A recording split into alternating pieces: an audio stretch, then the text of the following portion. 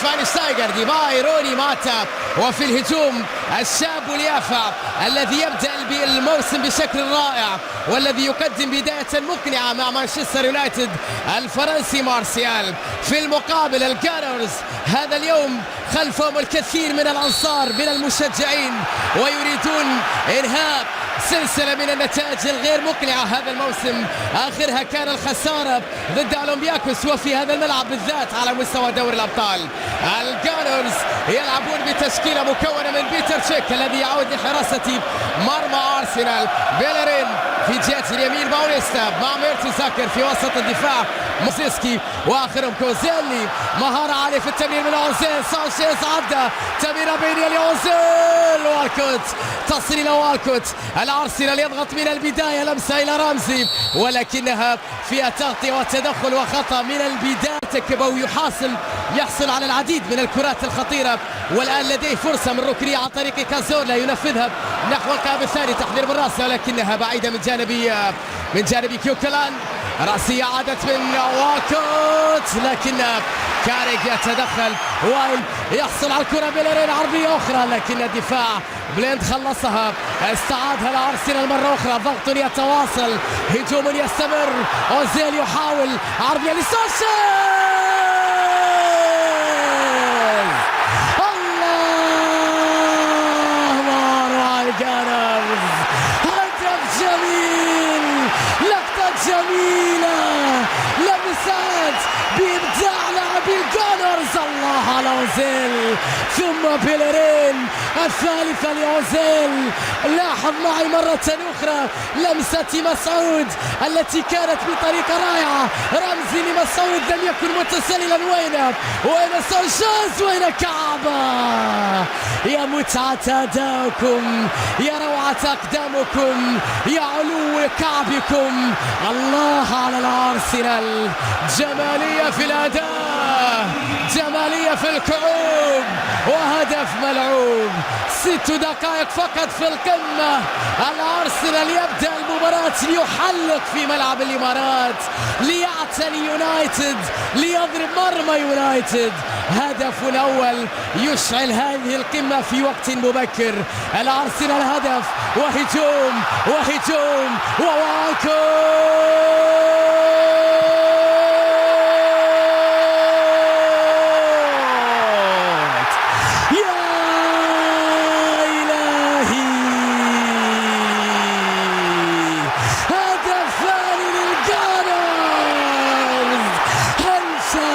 هذا السيناريو من قبل؟ هل شاهدت ثنائية في أقل من دقيقتين في مباراة قمة؟ لا يفعلها الأرسنال مثل ما فعلها من قبل أمام توتنهام، يفعلها أمام يونايتد. أوزيل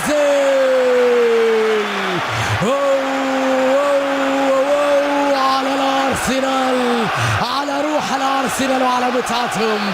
ثنائية، متعة، سحر كروي، أداء جماعي، وكرة قدم تدرس في دقيقتين. الأرسنال يظهر لنا المعنى. نشاهد من جانب عناصر أرسنال بداية هجومية غير عادية بتركيز عالي وبتنظيم أعلى. أوزيل مر بمهارة، سانشيز استقبل، سانشيز مرر لكن الدفاع تدخل. أكثر لاعبي مانشستر يونايتد تسجيلا للأهداف في مرمى الأرسنال. كرة إلى شفاينشتايغر طويلة للأمام لكن الدفاع يتدخل، وبعد ذلك أقرب نحو مونريال. الأرسنال عن طريق مرة أخرى رمزي، هفوة من دفاعي المان يونايتد. سانشيز في مكان خطير، فرصة للثالث لكن الدفاع، سانشيز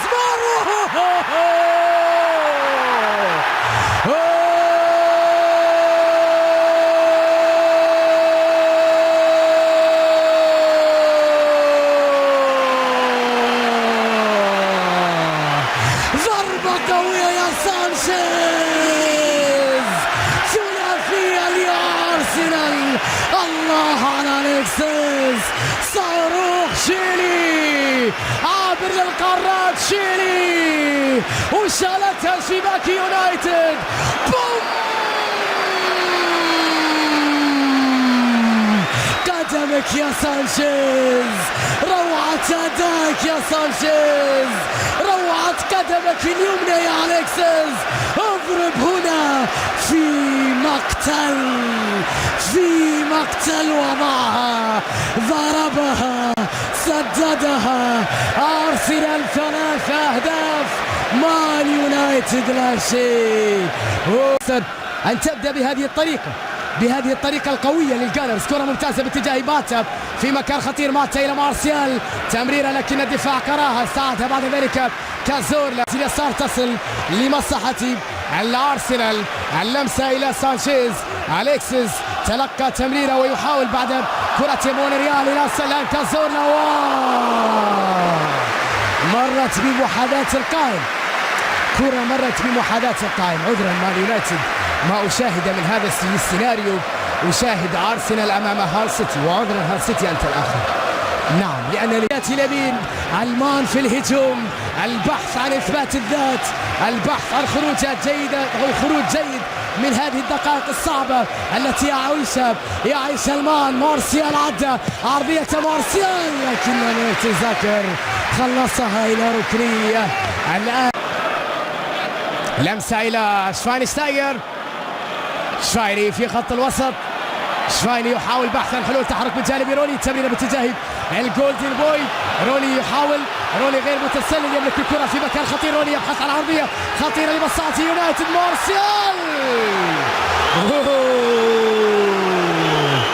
مارسيال كاد أن يفعلها، هفوة كانت من دفاع أرسنال، بدأ وكان هنالك شك في وجود روني في مكان التسلل.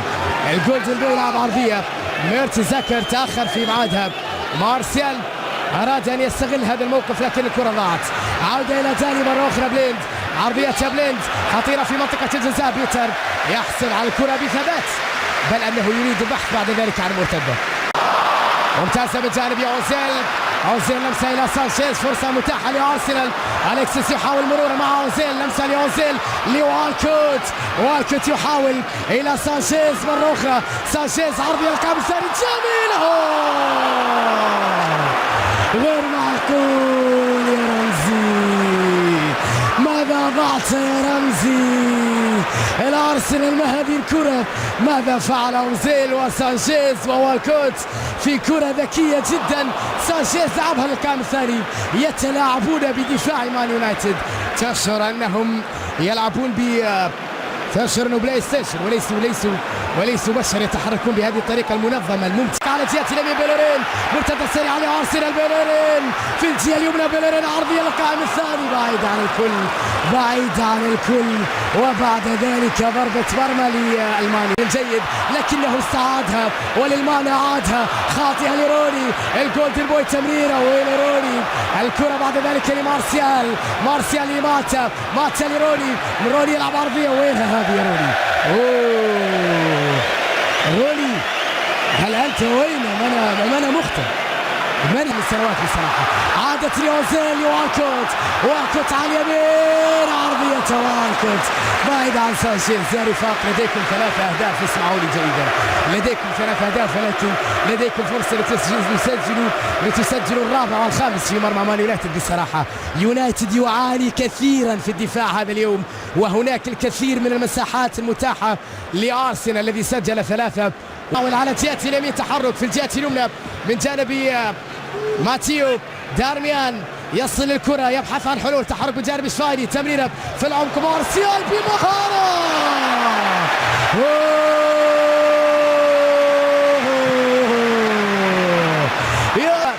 في ملعب الإمارات.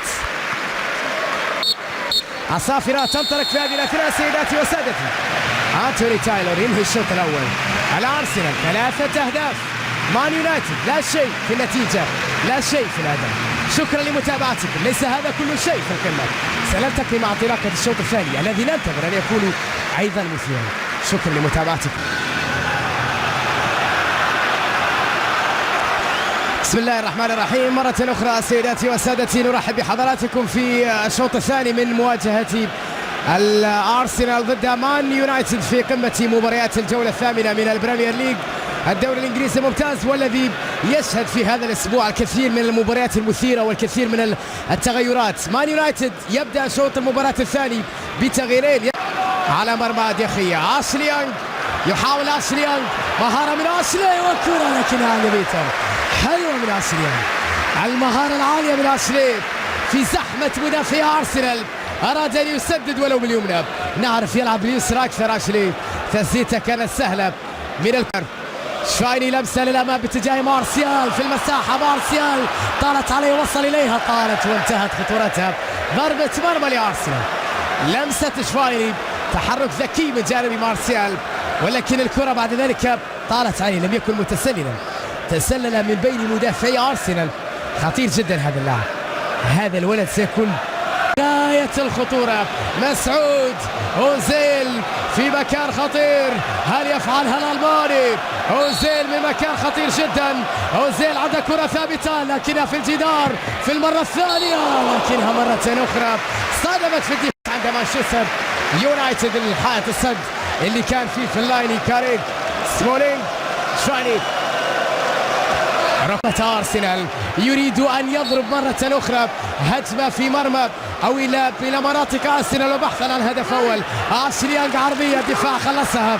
سانشيز وينها المرتدة مع فالنسيا، سانشيز إلى الأمام، أوزيل في الأمام إلى رمزي، استقبال بالراس بيلرين، حاول المرور، عدى إلى رمزي ثم والكوت على جهة اليمين، تمرير إلى رمزي والدفاع خلصها. الرابع كان قريب، الرابع كان كذورلا. رمزي يخطف التمرير بعد ذلك الى مايكل كاريك. مارسيال في مكان خطير، محاولة من جانب مارسيال، التغطية امام مارسيال، معدى بمهارة وبعد ذلك التدخل امام ابعاد الكرة. مارسيال ذكي جدا ودفاع يتدخل، كازولا بالراس خلصها بعد ذلك دفاع يونايتد، تعود في اللايني الى روني، تسديدة روني شفايني الى روني، وروني تسديدة قوية ولكنها عند بيتر تشيك. بدا وكان هنالك اشتباه من وجود لمسة يد على مروان في اللايني. الكرة التي هياها من جانب بيتر تشيك في التصدي لكرة روني، اللقطة اللي كنت اعتقد انها في لمسة يد على في اللايني، لكنها بعد ذلك استمرت بدا وكانها ليست لمسة بالكتف، بدا وكانها بالكتف من جانبي. كرة تمريرة بعد ذلك لأنطونيو، يعيدها إلى كاريك، مجموعة من التمريرات في العمق، روني ترك لشفايني وبيتر يتدخل، خلصها تشيك مرة أخرى. الله على بيتر، الله على أوزيل، الله على مهارة مسعود، عدى بمهارة يحافظ على كرة أوزيل. تمريرة ذكية كانت فسر بشخصيته تحت إدارة سير. كرة ممتازة لمارسيال، مارسيال في الجهة اليسرى يحاول، مارسيال يعود بالكرة للوراء، شفاينشتايجر، العرضية من شفايني باتجاه في اللايني ولكن بيتر الاخطبوط تشيك يبقي الأمام أكثر وهاجم لربما وصل إلى أهداف أكثر. وين روني الآن يحاول اختراق الدفاع بمفردة، يد واحدة لا تصفق، لست أنت الوين المعتاد، لست أنت روني العادة. الكرة بعيدة عن وين روني، وبعد ذلك إلى رمية جانبية. طبعا هيلسون يتمنى أنه اللاعبين الإنجليزي اللي من بينهم روني يكونون في أفضل حالاتهم قبل استئناف مشوار التصفيات الأسبوع القادم. في اللاين يلعب كرة إلى فالنسيا، دقيقتين متبقية على نهاية المباراة. محاولة من جانب ويلسون لأنطونيو، فالنسيا عرضية نحو القائم الثاني، بعدها الدفاع من في الانتظار في اللاين. مروان تمريرة لكنها بدون تركيز، تركها لكاريك لكن استعادها بعد ذلك إلى أشلي يونغ. بهذه الوضعية الأرسنال يرتفع رصيده إلى 16 نقطة، نفس الرصيد مع مانشستر يونايتد، وعلى بعد نقطتين فقط من المتصدر الآن المان سيتي. هذا يعني أن صدارة يونايتد فقط استمرت لأسبوع واحد استعادها سيتي، وأن الأرسنال بجانب يونايتد قريبين جدا من السيتي وعلى بعد فقط نقطتين، ويعني ذلك بأن القمة ستكون مشتعلة في انتظار ما يمكن أن يحدث في الجولات القادمة. ويلسون إلى مارسيال ولكنه يتعثر، ليس لوحده يتعثر، مانشستر بأكمله تعثر. الكرة لرمزي، جميلة لرمزي، مرة رمزي وعدها بكرة أو مونريال كوكلان، فرجة يا عيني، فرجة كورة يا عيني كورة. أرسنال المتعة، الأداء الجميل، التمريرات المتقنة، الأهداف الثلاثة، الجماهير المتفاعلة، والمبسوط والسعيد هو أرسنال. وامتاز الكرة لبساطي بيلرين. بيلرين يحافظ على الكرة، يكسب خطأ على فيلايني. مروان فيلايني يرتكب خطأ، وبعد ذلك الفرصة متاحة من أجل هدف رابع. إلى أين يذهب أرسن فينجر؟ يسر على الوقت المتبقي. اهدى أرسن، ستفوز في مباراة اليوم. أنا واثق من أنك ستفوز في مباراة اليوم أرسن. سعيد بهذه الوضعية. أرسن فينجر يسر على الوقت المتبقي، لكنه من أنجح المدربين في تاريخ كرة القدم. لا يمكن لأحد أن ينكر هذا الأمر، ويا له من منظر جميل في ملعب الإمارات. الآن محاولة من جانب كاذور للعرضية نحو القائم الثاني بعيد عن الكل. أعطيني الصورة على المدرج السعيد، المدرج الذي يعيش على وقع مباراة قدم فيها أرسنال أداء ممتعا كبيرا، وضرب فيها مانشستر يونايتد بالثلاثة، وأصبح قريبا من قمة البريمير ليج وعلى بعد فقط نقطتين، وحول الشك عند جماهير أرسنال إلى إيمان بقدرتهم على المنافسة على اللقب. كيف لا وهم ينتصرون على واحد من المنافسين على لقب هذا الموسم، وأيضا على متصدر الدوري قبل هذه الجولة. مروان فيلايني، دقيقتين على نهاية المباراة. يوم رائع للجانرز، يوم كبير للجانرز، عرض مذهل للجانرز، يوم للنسيان. مان يونايتد لعب بالشعار ولم يلعب بمستواه المعهود المانشستروي اليوم. الكرة تعود لشفاينشتايجر. عاشليان، آخر دقيقة على نهاية المباراة. الأمور تقريبا حسمت الآن. المان يونايتد يخسر ويتجمد عند 16 نقطة. الأرسنال يفوز ويصل إلى 16 نقطة. الأرسنال بهذا الانتصار على بعد نقطتين فقط من السيتي، وجماهير يونايتد طبعا ستترك أماكنها بعد أن شاهدت عرضا سيئا من فريقها. يا لها من فرحة وتحية لكل مشجع أرسنالي. بالتأكيد نبارك لهم على هذا الأداء الكبير وعلى هذا الفوز المثير، ونهنئهم على وجود هذا الثنائي الرائع جدا في صفوف أرسنال. ليس في كل فريق أوزيل، وليس في كل فريق سانشيز. عودة مرة أخرى، تمريرة للأمام، شامبرلين الرابع